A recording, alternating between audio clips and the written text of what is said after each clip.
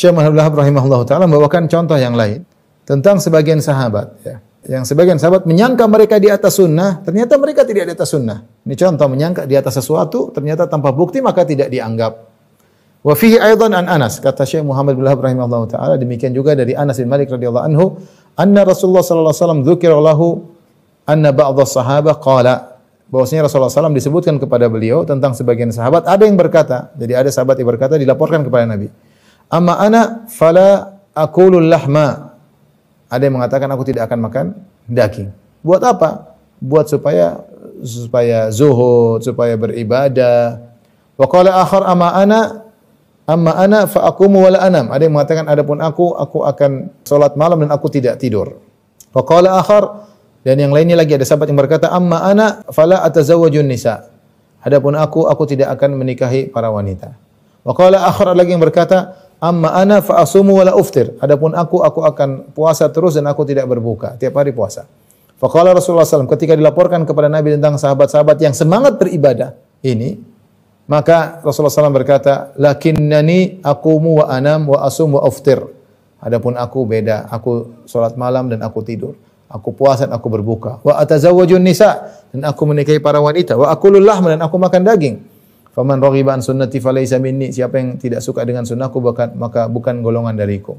Kata Syekh Muhammad bin Wahab rahimahullah taala, fata'ammal idza kana ba'dhu sahabati arada tabattula lil ibadah qila fihi hadzal kalamil ghalidh. Lihatlah ketika sebagian sahabat ingin fokus ibadah, tabattul itu fokus ibadah dengan cara yang mereka ekspresikan, yang mereka idekan, maka dikatakan kepada mereka perkataan yang keras ini dari Nabi sallallahu alaihi wasallam. Wa summiya fi'luhu raghuban an sunnah. Bahkan perbuatan mereka yang tadi ingin salat terus, ingin puasa terus dianggap benci kepada sunnah Nabi sallallahu alaihi wasallam. Fama dhannuka bi ghairi hadza minal bid'ah? Bagaimana lagi menurut kalian bid'ah-bid'ah yang dilakukan? Wa ma dhannuka bi ghairi sahabat? Bagaimana lagi kalau yang melakukannya bukan sahabat? Baik, perhatikan hadis ini.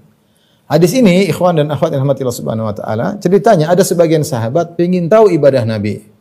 Fissir, mereka ingin tahu ibadah Nabi ketika di rumah yang mereka tidak bisa. Mereka hanya bisa lihat Nabi kalau ibadah di masjid. Nah, mereka punya ide, para sahabat ini, untuk nanya kepada istri Nabi tentang bagaimana ibadah Nabi ketika di rumah. Maka mereka pun datang kepada istri Nabi, maka istri Nabi menjelaskan Rasul itu begini. Faka'annahum taqaluha. Maka mereka berkata, kayaknya tidak banyak ibadah Nabi, sementara Nabi SAW qad ghufira lahu ma taqaddama min dzambihi wa ma ta'akhkhar. Nabi SAW telah diampuni dosa yang telah lalu dan akan datang. Nabi jelas masuk surga. Kita harus lebih banyak daripada Nabi. Karena kita enggak jelas. Nabi sudah jelas ibadahnya segitu, kita tidak jelas. Maka mereka akhirnya punya ide, pakai logika mereka, kalau Nabi sudah dijamin masuk surga ibadahnya segitu, kita yang tidak dijamin harus ibadah lebih banyak. Maka ada yang berkata, ama ana sa'usalli wala anam. Adapun aku akan salat malam dan aku tidak tidur. Yang satu berkata, wa ama ana sa'asum wala uftir. Aku akan berpuasa terus tidak pernah berbuka. Yang satu lagi berkata, waduh, perempuan bikin masalah, istri bikin sibukan. Ama ana fala atazawwajun nisa, sa'atazilun nisa. Aku akan meninggalkan para wanita, aku enggak mau nikah. Dia tujuan mereka adalah untuk semangat ibadah. Untuk mendekatkan diri kepada Allah Subhanahu wa taala. Bukan benci kepada sunnah Nabi, tapi mereka ingin memperbanyak sunnah Nabi sallallahu alaihi wasallam. Ya. Namun ketika hal ini sampai kepada Nabi sallallahu alaihi wasallam, maka Nabi marah. Dia mengatakan, siapakah yang telah berkata demikian? Ia mengatakan bahwasanya aku akan salat dan tidak akan tidur. Maka Nabi bantah. Kata Nabi sallallahu alaihi wasallam, ana usalli wa anam. Saya pun salat malam dan saya tidur. Ada lagi yang berkata, aku akan berpuasa dan aku tidak berbuka. Nabi bantah, kata Nabi, aku berpuasa dan aku berbuka. Ada lagi yang berkata, saat tazilun nisa, aku akan meninggalkan para wanita. Nabi bantah, ana atazawwajun nisa, aku menikahi para wanita. Kemudian yang menunjukkan di akhir hadis Rasulullah SAW menutup tahdirannya, menutup peringatannya dengan berkata, faman raghiba an sunnati falaysa minni. Siapa yang benci terhadap sunnahku, maka bukan dari golonganku. Di sini Syekh Muhammad bin Wahab rahimahullah mengajak kita untuk berfikir, ta'ammal, coba renungkan. Jadi kita tahu bid'ah ada dua. Bid'ah ada dua. Ada namanya bid'ah hakikiyah, bid'ah hakikat, namanya bid'ah idhofiyah, bid'ah tambahan, idhofiyah, modifikasi tambahan.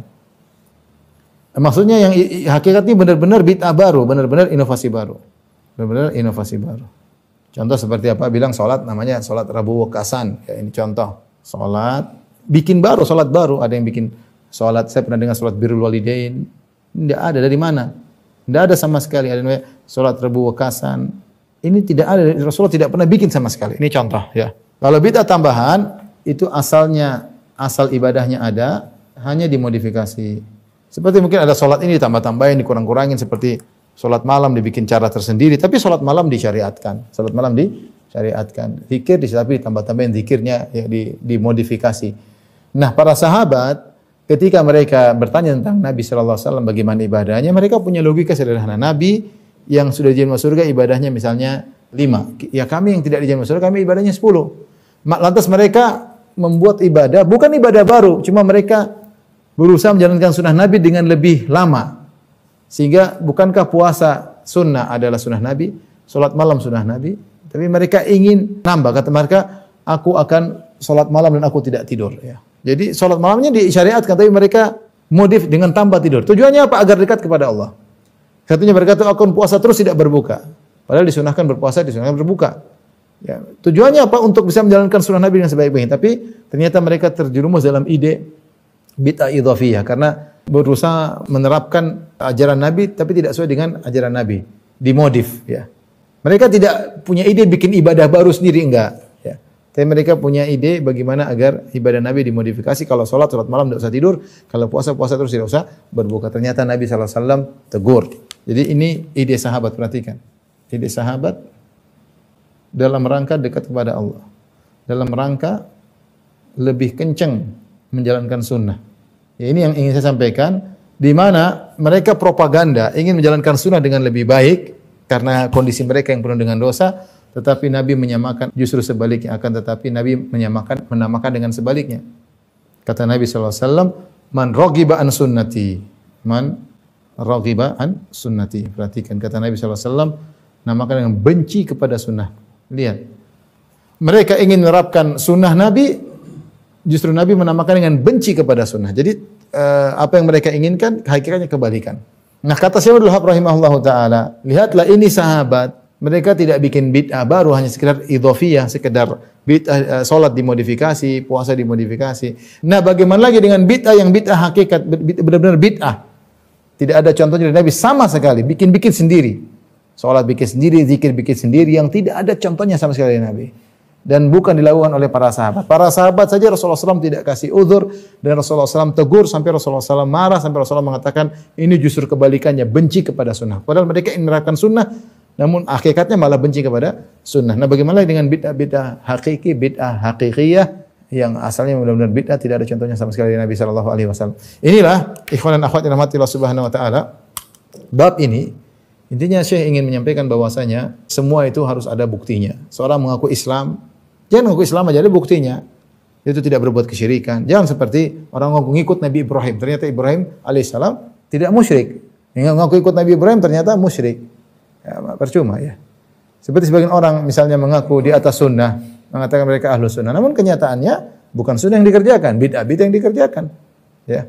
Ini juga tidak pas. Maka ketika seorang mengaku saya ahlu sunnah misalnya, pengakuan tidak cukup, harus ada buktinya. Ahlu sunnah itu kau mengikuti sunnah Nabi sallallahu alaihi wasallam, bukan justru melakukan hal baru atau memodifikasi ajaran-ajaran Nabi sallallahu alaihi wasallam. Demikian ikhwan dan akhwat yang dirahmati Allah Subhanahu wa taala kajian kita, wallahu taala alam bisawab. Ini semua untuk mengingatkan kepada kita agar kita ketika menjalankan Islam jalankan dengan sungguhnya, bukan hanya ucapan saya orang muslim, saya ahlu sunnah. Percuma pengakuan kalau tidak ada buktinya. Pengakuan tanpa buktinya adalah kedustaan. Wallahu taala alam bisawab.